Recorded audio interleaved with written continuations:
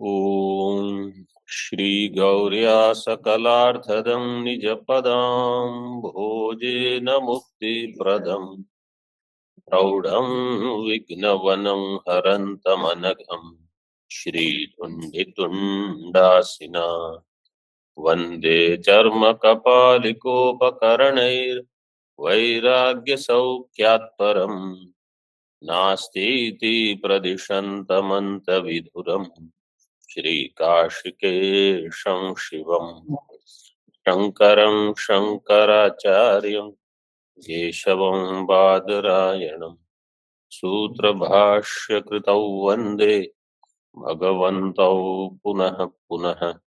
ईश्वरो गुरुरात्मेति मूर्तिभेदविभागिने व्योमवद्व्याप्तदेहाय दक्षिणामूर्तये नमः। ओम शांति शांति शांति। कर्मकांड में जो अर्थवादादि वाक्य है उनमें स्वार्थ में प्रमाण नहीं है, इसलिए इन वाक्यों का किसी विधि वाक्य के साथ एक वाक्यता उनकी बताई जाती है। स्वार्थ में प्रमाण क्यों नहीं है? क्योंकि ये वाक्य निष्फल है, इनमें कोई फल नहीं है। लेकिन वेदांत में ऐसा नहीं है, ऐसा सिद्धांति कहेगा। टीका में हम देख रहे थे, वेदांताः न स्वार्थे मानम अक्रियार्थत्वात्। वेदांत स्वार्थ में प्रमाण नहीं है क्योंकि ये अक्रियार्थ है, इसमें कोई क्रियावाचक शब्द नहीं है। सोरोदित इत्यादिवत, सोरोदित ये वाक्य स्वार्थ में प्रमाण नहीं है। सिद्धांत कहता है ये अनुमान पूर्व पक्ष ने जो किया है, इस अनुमान में निष्फलार्थकत्वम उपाधि है। सोपाधिक अनुमान होने से यह सोपाधिक हेतु साध्य की सिद्धि नहीं करेगा। हेतु क्या दिया है इसमें? अक्रियार्थत्वम। उपाधि की व्याख्या, उपाधि का लक्षण क्या है? साध्य व्यापकत्व सति साधना व्यापकत्वम। साध्य व्यापकत्व कहाँ दिखाओगे?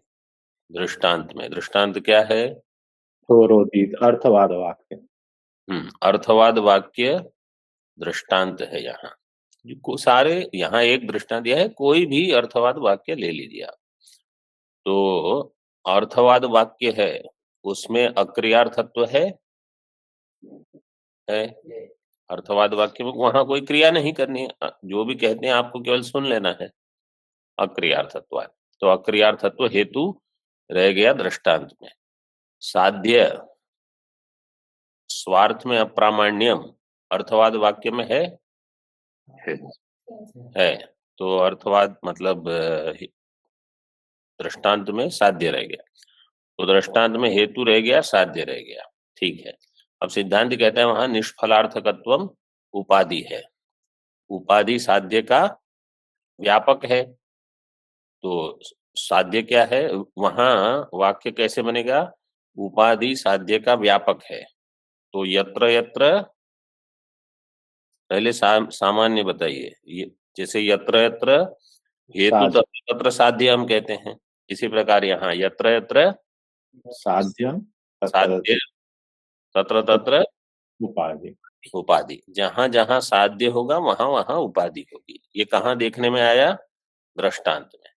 तो देखिए, यत्र यत्र साध्यम, यत्र यत्र स्वार्थे प्रामाण्याभाव, तत्र तत्र ने। अब जब मैं स्वार्थे प्रामाण्य अभाव कहता हूं तो आपको उपाधि क्या है वो बतानी है। निष्फलार्थत्व, स्वार्थ में जहां प्रमाण नहीं है वहां निष्फलार्थत्व है। ये हमने देखा अर्थवाद वाक्य में। ठीक है। अर्थवाद वाक्यों में स्वार्थ में प्रामाण्य भी नहीं है और वो निष्फल भी है। ठीक है। अब साधन का अव्यापक बताना है। साधन क्या है इसमें? अक्रियार्थत्वम, साधन का अव्यापक, साधन का अव्यापक दिखाएंगे, कहाँ दिखाएंगे इसको? पक्ष में। तो वेदांत, वेदांत में अक्रियार्थत्व है, वेदांत में अक्रियार्थत्व है, वेदांत में निष्फलार्थत्व है, नहीं है। तो साधन का अव्यापक हो गई। साधन का अव्यापक कैसे दिखाते हैं? आप कहोगे वेदांत में निष्फलार्थकत्व नहीं है, तो पक्ष का अव्यापक हो गया, हमको दिखाना है साधन का अव्यापक। तो आप ऐसे कैसे पक्ष में दिखा? पक्ष में अक्रियार्थत्व रहा, तो जहां जहां पक्ष है वहां वहां अक्रियार्थत्व है। वेदांत में अक्रियार्थत्व है, जो जो वेदांत वाक्य होगा वो सारे अक्रियार्थ वाक्य होंगे। ठीक है, मतलब वेदांत और अक्रियार्थत्व इसको समन्वित पहले कर लिया, पक्ष और हेतु, पक्ष और हेतु को समन्वित समझ लिया पहले। फिर जो पक्ष में नहीं है वो हेतु में भी नहीं रहेगा, इसलिए उसको साधन का अव्यापक समझ सकते हो। नहीं तो आप कहोगे वेदांत में निष्फलार्थकत्व नहीं है और आपको बताना है साधन का अव्यापक, तो साधन को तो आपने छुआ ही नहीं। पक्ष में हेतु तो रहेगा ही, उसको मानकर फिर आप पक्ष में अगर उपाधि नहीं है, निष्फलार्थकत्व नहीं है, तो हेतु में भी वो नहीं रहेगी, इसलिए साधन का अव्यापक हो जाएगी उपाधि। इसको को जितना समझ में आया उतना ग्रहण कर लो। इसका एक सरल दृष्टांत तो यहाँ दिया ही है, आर्द्र ईंधन संयोग। न्याय बोधिनी में क्या दृष्टांत दिया है इसके लिए किसी को स्मरण है? कृत्वंतरवर्तिनी हिंसा, अधर्म जनिका, ऐसे कुछ शब्द है वहां, अधर्म जनिका यही शब्द। हाँ, कृत्वंतरवर्तिनी हिंसा अधर्म जनिका। हेतु वहां क्या देंगे? ये हिंसा है, जो जो हिंसा है वो अधर्म अधर्म की जनक होगी। जैसे क्रतु बाह्य हिंसा तो जैसे क्रतु के बाह्य अगर कोई हिंसा है तो वो अधर्म कहा जाएगा, तो यहाँ भी क्रतु के अंतर्वर्ती जो हिंसा होगी वो भी अधर्म ही होगी, धर्म की जनक होगी। तो ये अनुमान ठीक है कि नहीं? इसमें क्या आपत्ति है? हाँ, क्या उपाधि है इसमें? निषिद्धत्व उपाधि है। क्रतु के बाहर जो हिंसा है वो निषिद्ध है, इसलिए वो अधर्म की जनिका होगी। क्रतु अंतर्वर्ती जो हिंसा है वो निषिद्ध नहीं, वो विधेय है। जैसे न हिंस्यात् सर्वभूतानि, ये सामान्य निषेध है, सबका निषेध, कोई हिंसा नहीं करनी। लेकिन पशुना यजेत, अग्निशोमियम पशुमालभेत, इस प्रकार से जो वाक्य है ये विधि वाक्य है। जहां हिंसा की विधि है वो अधर्म की जनिका नहीं होगी। ये न्याय बोधिनी सभी लोगों ने कर ली है, तो बिल्कुल इसका स्मरण न भी हो तो भी ये है। लेकिन ये केवल एक प्रकार की उपाधि है, उपाधि तीन प्रकार से दी है। एक तो है साध्य व्यापकत्व सति साधना व्यापकत्व, फिर और दूसरी क्या है? हाँ, तो हाँ, ये पहली हो गई केवल साध्य व्यापक, इसको ये जो साधारण हम प्रयोग करते हैं वो ये है। दूसरी है पक्ष धर्मता अवच्छिन्न साध्य व्यापकत्व सति साधना व्यापकत्व। तीसरी है साधनावच्छिन्न साध्य व्यापकत्व सति साधना व्यापकत्व। ये न्याय बोधिनी में हमने अध्ययन किया है इसका। इसके केवल दृष्टांत में अभी बता देता हूं। वायु प्रत्यक्ष, प्रत्यक्ष स्पर्शाश्रयत्वात्, वायु प्रत्यक्ष है, क्यों? क्योंकि वो प्रत्यक्ष स्पर्श का आश्रय है। वायु प्रत्यक्ष होता है कैसे? वायु का प्रत्यक्ष होता है, मतलब न्याय में वायु का प्रत्यक्ष होता है कि वायु के स्पर्श का प्रत्यक्ष होता है? केवल गुण का प्रत्यक्ष, द्रव्य का वहां प्रत्यक्ष नहीं मानते हो। लेकिन अगर कोई ये अनुमान कर देगा वायु प्रत्यक्ष, क्यों? प्रत्यक्ष स्पर्श का आश्रय होने से। तो इसमें अगर आप साध्य व्यापकत्व सती साधना व्यापकत्व करोगे तो उपाधि नहीं बनेगी। इसके लिए यहाँ आपको पक्ष धर्मता अवच्छिन्न साध्य व्यापकत्व सती साधना व्यापकत्व करोगे तभी वो उपाधि घटेगी। इसमें उपाधि होगी उद्भूत रूपवत्वम। वायु में उद्भूत रूप नहीं है, इसलिए वायु का प्रत्यक्ष नहीं होगा। ये दूसरा है। और तीसरा है जो साधनावच्छिन्न साध्य व्यापक है। इसमें ध्वंसो विनाशी, ध्वंस जो है वो विनाशी है जन्यत्वात्, क्योंकि कोई अनुमान करेगा जो जो जन्य है वो सब विनाशी होगा। इसमें भावत्व उपाधि है, जो भाव रूप होगा वो अगर जन्य है तो विनाशी होगा, लेकिन अभाव रूप में ये परिभाषा नहीं घटी, ये व्याप्ति नहीं मिलेगी। तो ये मतलब जब बड़े ग्रंथ पढ़ते हैं तो ये सारे विचार आवश्यक हो जाते हैं।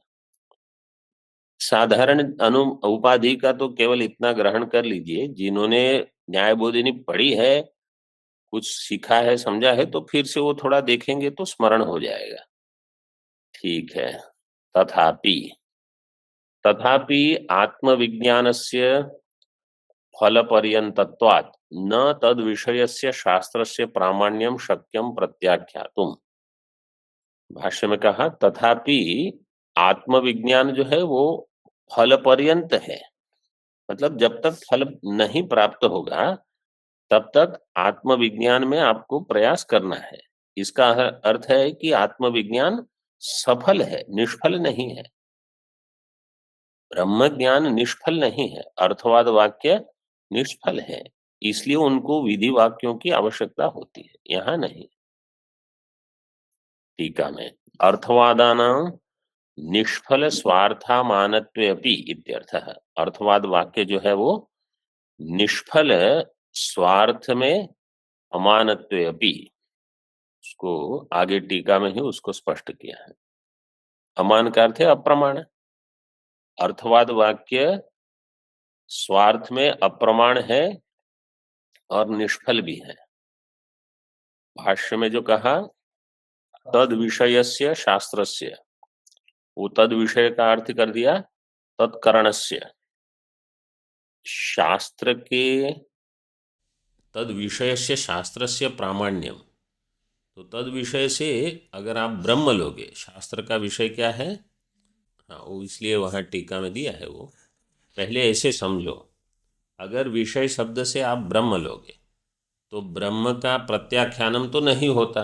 पूर्व पक्ष कहेगा वो तो हम स्वीकार कर लेते हैं, लेकिन शास्त्र का अप्रामाण्यम आप नहीं प्रतिपादित कर सकते। शास्त्र प्रामाण्यम न शक्यम प्रत्याख्यातुम, ये वाक्य बनेगा भाष्य में, न तद विषयस्य शास्त्रस्य प्रामाण्यम शक्यम प्रत्याख्यातुम। इसलिए तद विषय का अर्थ कर लोगे तत्करणस्य, मतलब शास्त्र जो कि करण है, शास्त्रस्य करणस्य, ब्रह्म का जो करण होगा, ब्रह्म का करण है वेदांत जो कि शास्त्र है, ऐसा शास्त्र उसका प्रामाण्यम न शक्यम प्रत्याख्यातुम, उसके प्रामाण्य का प्रत्याख्यान नहीं कर सकते।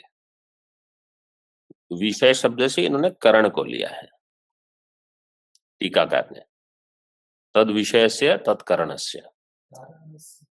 आपके इसमें कारण है? अच्छा, हमारे यहाँ हिंदी में कारण दिया है, तद विषय का आत्मज्ञान के कारण का। दूसरे इसमें देखते हैं, आत्मज्ञान का कारण कौन होगा? वही असाधारण कारणम करणम, वो घटा सकते हो आप कि शास्त्र के लिए असाधारण जो कारण होगा उसी को क्या संज्ञा मिलेगी? करण संज्ञा मिल जाएगी।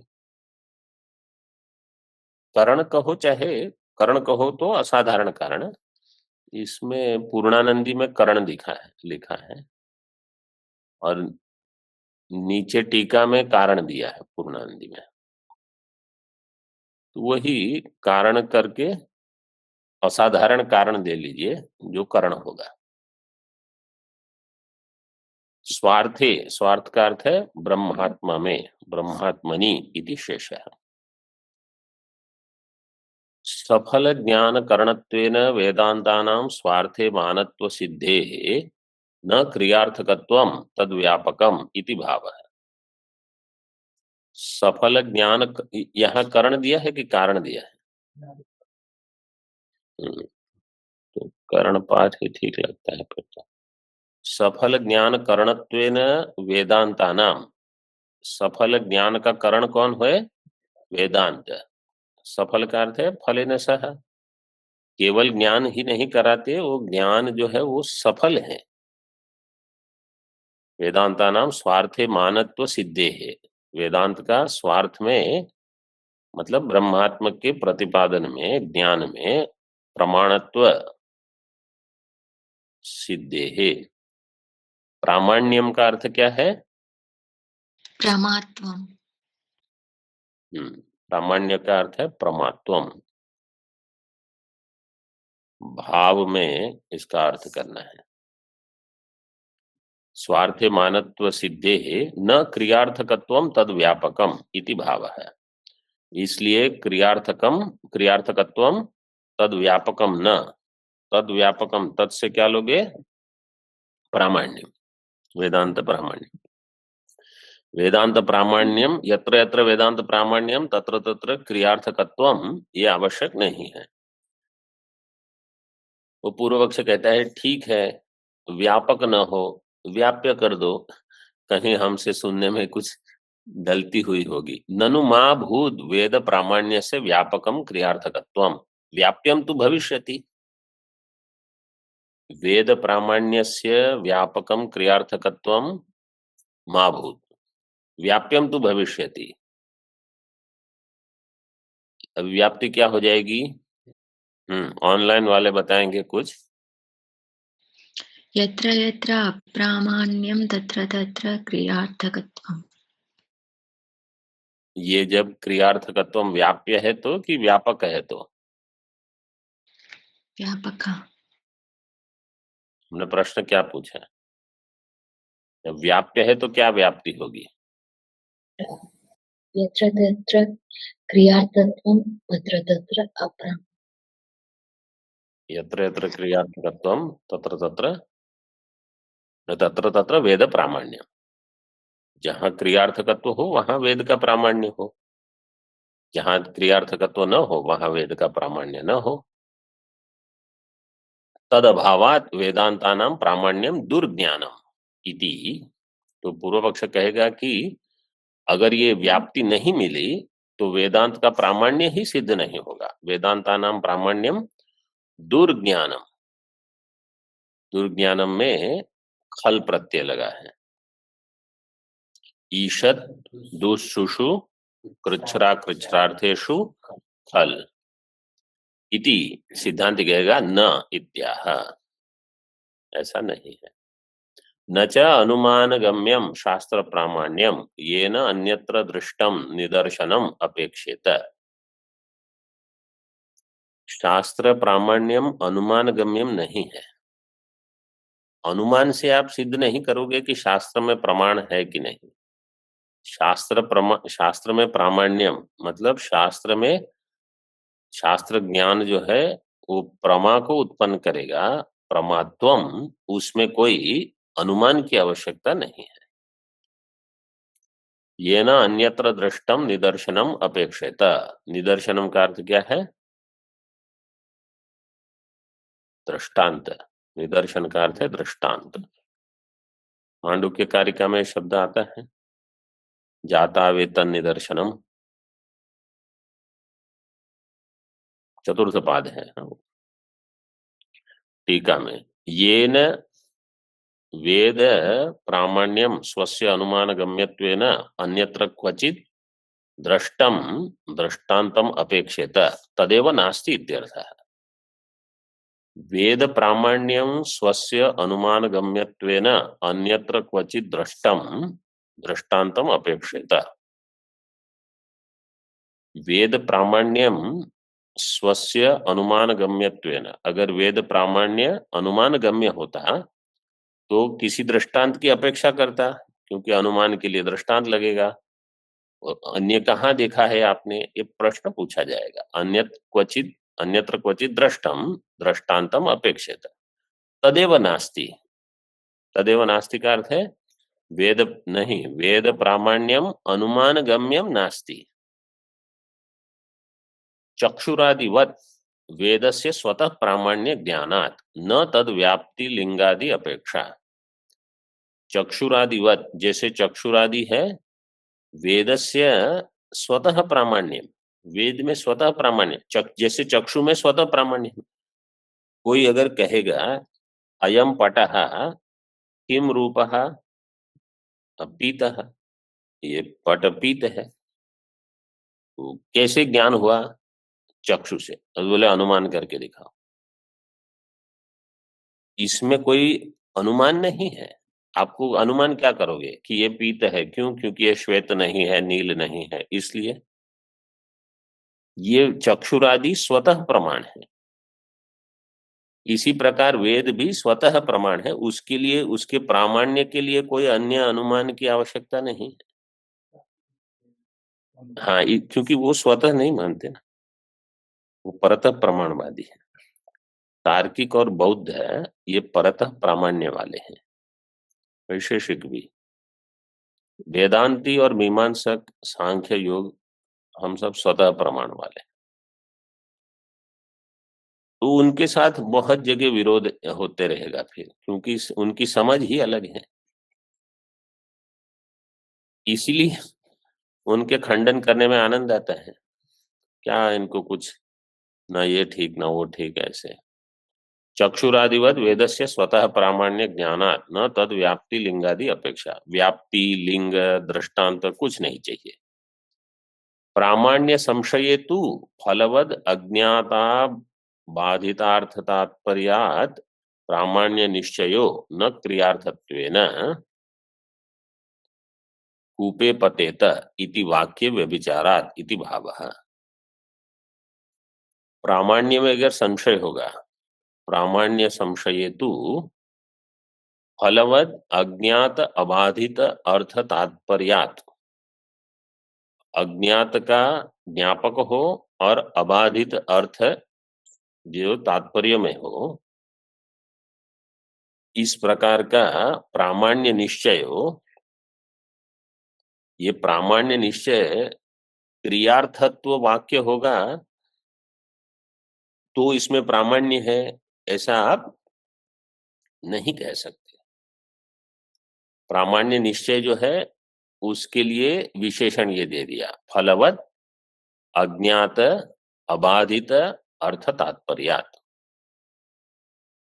इतनी आवश्यकता है।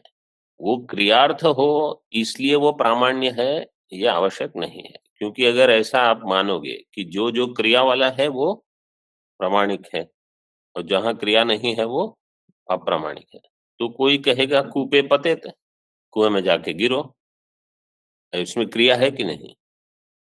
क्रियार्थत्व है, क्रिया कुछ करनी है आपको, कूप में जाके बस। तो यत्र यत्र क्रियार्थत्वम तत्र तत्र, ये तो प्रमाण हो गया ये वाक्य। लेकिन कोई इस वाक्य को प्रामाण्य नहीं लेगा। इति वाक्य व्यभिचारात्, इस वाक्य में व्यभिचार है। इति भावः वर्णकार्थम उपसंहरति, तस्मात्, ये वर्णक का निगमन करते हैं। तस्मात् सिद्धम ब्रह्मणः शास्त्र प्रमाणकत्वम, इसलिए ब्रह्म का शास्त्र प्रमाणकत्व सिद्ध है। शास्त्र प्रमाणम कारणम योनिः यस्य ब्रह्मणः तद ब्रह्म शास्त्र प्रमाणकम, तस्य ब्रह्मणः शास्त्र प्रमाणकत्वम, वो ब्रह्म में आ जाएगा शास्त्र प्रमाणकत्वम, शास्त्र के द्वारा ही इसका ज्ञान होगा। समन्वयात् इत्यर्थः, तो समन्वयात् इस शब्द का अर्थ यहाँ पूरा हुआ।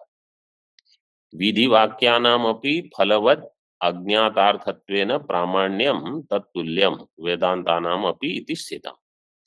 जैसे विधि वाक्य फलवद है अज्ञात के ज्ञापक है, इसलिए उसमें प्रामाण्य है। इसी प्रकार वेदांत वाक्य भी फलवद है, अज्ञात के ज्ञापक है और अबाधित अर्थ का प्रतिपादन करते हैं, इसलिए वेदांत में भी प्रामाण्यम तुल्यम इति स्थितम।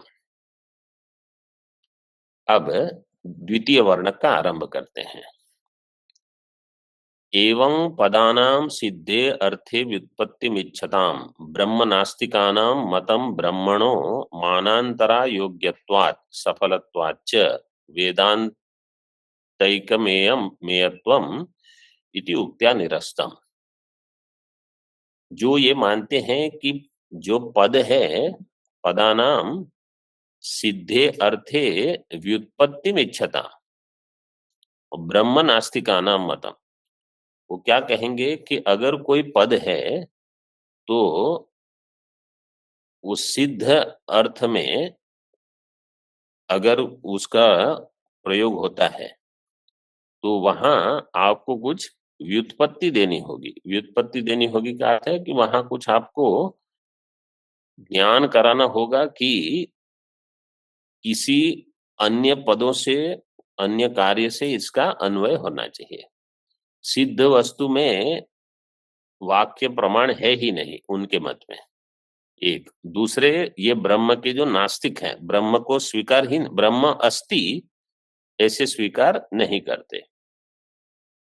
इनके मत में सिद्धे अर्थ है व्युत्पत्ति मिच्छता, सिद्ध अर्थ है ब्रह्म, बोले इसको कहाँ तू जोड़ोगे। जैसे पहले दृष्टांत आया था सिद्ध अर्थ के लिए, घट है का दृष्टांत दिया था, यहाँ किसका दृष्टांत दिया था वैदिक, किसी को स्मरण है? दधनाजुहोती। दधनाजुहोती में सिद्ध अर्थ है, सिद्ध दधि सिद्ध है, लेकिन उसका कहीं ना कहीं आपको विनियोग दिखाना पड़ेगा। तो इसी प्रकार ब्रह्म का भी सिद्ध अर्थ होने पर कहीं उसको कार्य के साथ विनियोग अगर नहीं है तो कहेंगे फिर इसका प्रमाण नहीं है, और ब्रह्म को वो अस्थि नहीं मानते, नास्तिक है। ऐसे मतम ब्रह्मणो मानांतर अयोग्यत्वा, इस मत का निराकरण हो गया। कैसे? सिद्धांति ने कहा ब्रह्म जो है वो मानांतर अयोग्य है और सफल है, ब्रह्म का ज्ञान सफल है। सफलत्वाच वेदांत एकमेयत्वम, वेदांत के द्वारा ही यह जाना जाएगा। इति उक्त्या निरस्तम। अब किसका निराकरण करेंगे? संप्रति सर्वेषां पदानां कार्यान्वितार्थे शक्तिमिच्छताम् विधिशेषत्वेन प्रत्यक ब्रह्म वेदान्तैर्बोध्यते न स्वातंत्र्येण इति वदताम् वृत्तिकाराणां मत निरासाय सूत्रस्य वर्णकान्तरम् आरभ्यते। इदानीं संप्रति का अर्थ इदानीं सर्वेषां पदानां कार्यान्वितार्थे शक्तिमिच्छताम्, सारे जो पद है वो कार्य से अन्वित अर्थ में ही शक्ति है उनकी। पदों की शक्ति किसमें है? कार्य अन्वित अर्थ में। बिना कार्य अन्वित अर्थ में पदों की शक्ति जो नहीं मानते, ऐसे विधि शेषत्वेन प्रत्यक ब्रह्म वेदांतैर्बोध्यते। प्रत्यक ब्रह्म वेदांत में कैसे बताया जाता है? किसी न किसी विधि का शेष होकर, न स्वातंत्र्येण इति वदताम, ये कहते हैं वृत्तिकार। वृत्तिकार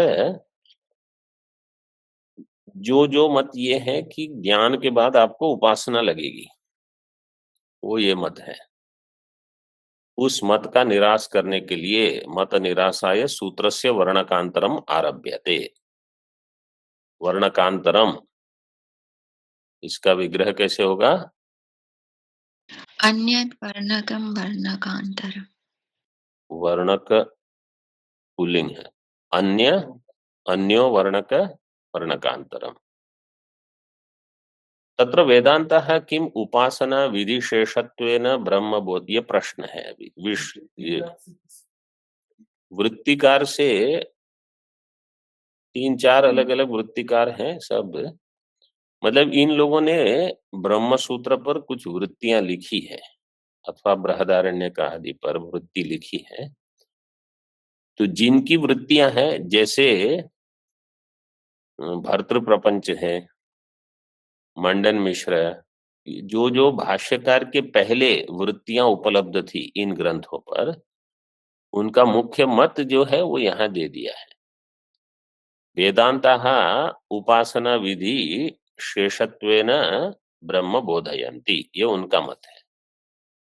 वेदांत जो है वो उपासना विधि का शेष होकर ही ब्रह्म का ज्ञान कराएगा, स्वतंत्र रूप से नहीं, वो उनका पक्ष है। तो इसलिए संशय ये हो गया किम उपासना विधि शेषत्वेन ब्रह्म बोधयन्ति उत स्वातंत्र्येण, अथवा स्वतंत्र रूप से वेदांत ब्रह्म का बोधन कराते हैं। इति सिद्धे व्युत्पत्ति भाव भावाभ्याम संशये। तो व्युत्पत्ति का अर्थ यहाँ पद की शक्ति किसमें है, व्युत्पत्ति से यहाँ शक्ति ले लीजिए, वहां टिप्पणी में दिया है कुछ, व्युत्पत्ति से शक्ति, शक्ति वृत्ति भाव अभाव रूप अथवा भाव, मतलब शक्ति नहीं है अथवा है। भावा भावाभ्याम संशये पूर्व पक्षम आह। तो सिद्ध अर्थ में सिद्धे, जो भी सिद्ध वस्तु है उसमें पद की शक्ति है कि नहीं है। तो जैसे उनका दृष्टांत क्या है, ये प्राभाकर भी, वैसे प्राभाकर केवल कर्म क्षेत्र में ही मानते हैं, और यहाँ जो वृत्तिकार मत है वो उपासना क्षेत्र में मानते हैं, लेकिन सिद्धांत में वो लगभग समान है। प्रभाकर भी क्या कहते हैं कि किसी वस्तु का, सिद्ध वस्तु का बोध तभी होगा जब वो कर्म से जोड़ी जाएगी। जैसे घटो अस्ति, तो बालक को ज्ञान नहीं होगा, लेकिन घटम आनय, घटम नय, जलम आनय, जलम नय, गाम आनय, तो अभी बच्चा देखता है बालक कि अच्छा आनय तो समान है, नय समान है, लेकिन वस्तुएं बदल रही है। तो 2-3 बार वो सुनेगा घटम आनय, लेखनी मानय, फिर उसको बोध होगा अच्छा इसको घट कहते हैं। लेकिन अगर वो सुनेगा घटो अस्ति, हिमालय अस्ति, उसको क्या ज्ञान होगा, क्योंकि वहां कर्म के साथ उसका संबंध हुआ नहीं है। तो उनका कहना यह है कि कार्यान्वित पद में ही शक्ति है, जो पद कार्य से अन्वित नहीं है उसमें शक्ति बोधन कराने का सामर्थ्य नहीं है। तो इसलिए सिद्धे अर्थे व्युत्पत्ति अभाव अथवा भाव, व्युत्पत्ति अभाव पूर्व पक्ष में, वो कहेंगे सिद्ध अर्थ में व्युत्पत्ति है ही नहीं, पद की शक्ति नहीं, सिद्धांत कहेगा है। इति संशये पूर्व पक्षम आह। अत्रापरे प्रत्यवतिष्ठन्ते, अत्र अपरे अन्ये प्रत्यवतिष्ठन्ते, प्रत्यवतिष्ठन्ते का अर्थ क्या है, प्रतिकूलेन अवतिष्ठन्ते, विरोधी, प्रति का अर्थ है प्रतिकूलेन अवतिष्ठन्ते। अवतिष्ठन्ते में धातु क्या है, स्था धातु परस्मै पद है कि आत्मनेपद है, तिष्ठन्ति कैसे,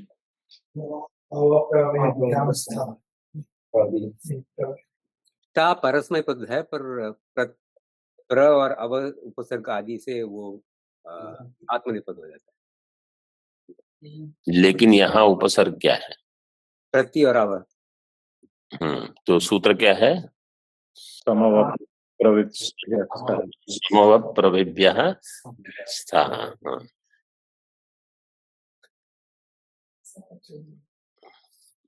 उसमें प्रति नहीं है, तो सूत्र में प्रति नहीं, केवल अव, सम अव प्रवि, बस। ब्रह्मणो वेदांत वेद्यत्वोक्तौ वृत्तिकाराः पूर्व पक्षयन्ति इत्यर्थः। ब्रह्म में वेदांत वेद्यत्व है, इस उक्ति में वृत्तिकार पूर्व पक्ष बन के विरोध करते हैं। वो क्या कहते हैं देखिए, उपासना तो मुक्ति ही पूर्व पक्षे, पूर्व पक्ष में मुक्ति किससे है? ये मुख्य ग्रहण, मुख्य मुख्य क्या ग्रहण करना है वो भी ले लीजिए, मतलब दो प्रकार से। एक तो कि चतुर्थ सूत्र का द्वितीय वर्ण किस विषय का है, उसमें क्या चर्चा है, ये चर्चा है कि उपासना से मुक्ति है तत्वज्ञानाद एव इति सिद्धांते फलम। सिद्धांति क्या कहेगा, मुक्ति कैसे है, तत्वज्ञान से ही है। ये मुख्य विचार है चतुर्थ सूत्र के द्वितीय वर्ण का। और इसको जीवन में घटाने में क्या है कि मैं उपासना करूंगा तब मुझे मुक्ति होगी कि तत्व ज्ञान से मुक्ति होगी, ये भी तो घटाना है ना। केवल चतुर्थ वर्णक में चतुर्थ सूत्र में द्वितीय क्या है, केवल उससे ही समझ में नहीं आएगा, जीवन में भी इसको, नहीं तो ये सब पुस्तकस्था चया विद्या परहस्तम चयत धनम, ये वैसा ही है। तो केवल ऐसे नहीं कि हाँ वहां पुस्तक में ऐसे दिया है कि वेदांत पढ़ने वालों को ज्ञान से मुक्ति हो जाएगी, और मैं तो हम वो जैसे वो काशी में पंडित लोग, गृहस्थ पंडित जो पढ़ाते हैं, तो वहाँ उनकी पत्नी पूछ रही थी कि एक रोज क्या आप जगत मिथ्या बोलते रहते हो? तो बोले ये साधुओं के लिए है ये सब, आप अपना काम करो। ये ऐसा नहीं है कि हम अपना जो करते हैं वही करते रहेंगे, पढ़ेंगे तत्व ज्ञानादेव मुक्ति और जीवन भर पूर्व पक्ष ही बने रहेंगे, उपासना से मुक्ति नहीं होगी। मतलब भ्रांति को उसका निर्मूलन करना यही अध्ययन का प्रयोजन है। भ्रांति बनाए रखें कहीं अच्छे से ढक के कि इसको कोई नहीं छुए, मैं तो उपासना तो मैं नहीं छोड़ूंगा, और ये तत्व ज्ञान से मुक्ति हाँ बोलते रहो, तो क्या लाभ है फिर?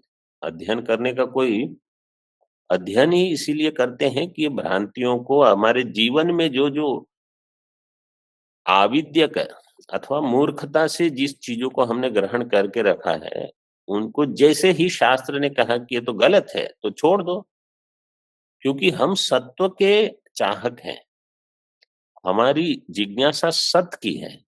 हमारी जिज्ञासा इसमें नहीं है कि जो मैं मान के चल रहा हूं वही सच्चा बना रहे, अगर वो गलत है तो छोड़ना पड़ेगा। उपासना तो में क्या प्रत्यय लगा है? तल प्रत्यय स्वामी जी। तल नहीं, तसिल, तसिल। टीका में आगे देखिए, हाँ, विधिर नियोग तस्य विषय प्रतिपत्ति ही उपासना। विधि जो है वो नियोग, नियोग उसका अर्थ है कहीं जुड़ जाना, उसका विषय जो है प्रतिपत्ति ही। अब देखिए यहाँ सावधानी, प्रतिपत्ति शब्द साधारणतः हम कहाँ उपयोग करते हैं? ज्ञान में, लेकिन यहाँ प्रतिपत्ति शब्द का अर्थ किया, हाँ, उपासना। उपासना। युक्ति कहाँ दिया? विधि ही नियोग तस्य विषय प्रतिपत्ति ही उपासना, तो यहाँ प्रतिपत्ति से उपासना लेनी है। अस्याः को विषयः इति आकांक्षायां सत्यादि वाक्यैर विधि परैरेव ब्रह्म समर्प्यते इत्याह। इस उपासना का क्या विषय है? अस्याः उपासनायाः को विषयः इति आकांक्षायां सत्यादि वाक्य ही विधि पर ही एवं ब्रह्म समर्प्यते। सत्यादि वाक्यों के द्वारा जो विधि परक वाक्य है ब्रह्म समर्प्यते, मतलब ब्रह्म का ज्ञान होगा, सत्यम ज्ञानम अनंतम ब्रह्म इत्यादि वाक्यों के द्वारा। इत्याह प्रतिपत्ति भाष्य में, यद्यपि शास्त्र प्रमाणकम ब्रह्म तथापि प्रतिपत्ति विधि विषयतयैव शास्त्रेण ब्रह्म समर्प्यते। शास्त्र प्रमाणकम ब्रह्म ये तो स्वीकार कर लेते हैं क्योंकि वो प्रथम वर्णक में सिद्ध हो गया, फिर भी तथापि प्रतिपत्ति विधि विषयतया एव, प्रतिपत्ति का अर्थ क्या है? उपासना, उपासना विधि उसका विषय होकर, मतलब उसका अंग होकर शास्त्र ब्रह्म का समर्पण करेगा, मतलब ब्रह्म को बताएगा। बिना उपासना के नहीं। उपासना करोगे तो ब्रह्म का ज्ञान हो जाएगा। टीका में विधि विषय प्रतिपत्ति विषयतया इत्यर्थ है। विधि विषयक उपासना, उसका विषय होकर। विधि परात वाक्यात तत्शेष लाभे दृष्टांतम आह। विधि परात वाक्यात विधि का जो शेष होगा उसमें दृष्टांत देते हैं। यथा यूपाहवनीय आदि नि अलौकिकानि अपि विधि शेषतया शास्त्रेण समर्प्यन्ते तद्वत्। जैसे यूप, आहवनीय अग्नि, ये सारे अलौकिक हैं। अलौकिक क्यों है? क्योंकि केवल वेद में ही ये शब्दों का प्रयोग होगा। आहवनीय अग्नि, यूप, यूपाय दारु, यूपम, आदित्यो यूपः, ये सारे ये अलौकिक वाक्य हैं, लेकिन ये स्वार्थ में प्रमाण नहीं है। विधि के शेष होकर शास्त्रेण समर्प्यन्ते तद्वत्।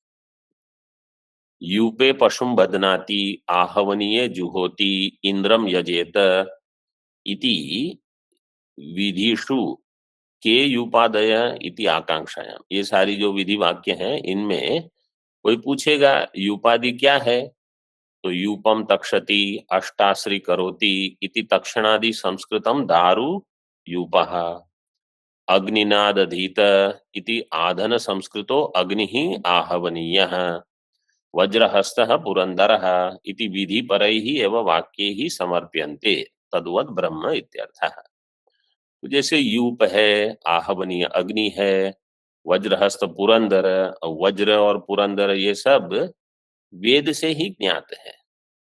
इसी प्रकार ब्रह्म भी, लेकिन इन सब का कहीं न कहीं विधि के साथ उनको जोड़ना है। विधि परैः एव वाक्यैः समर्प्यन्ते तद्वत् ब्रह्म इत्यर्थः।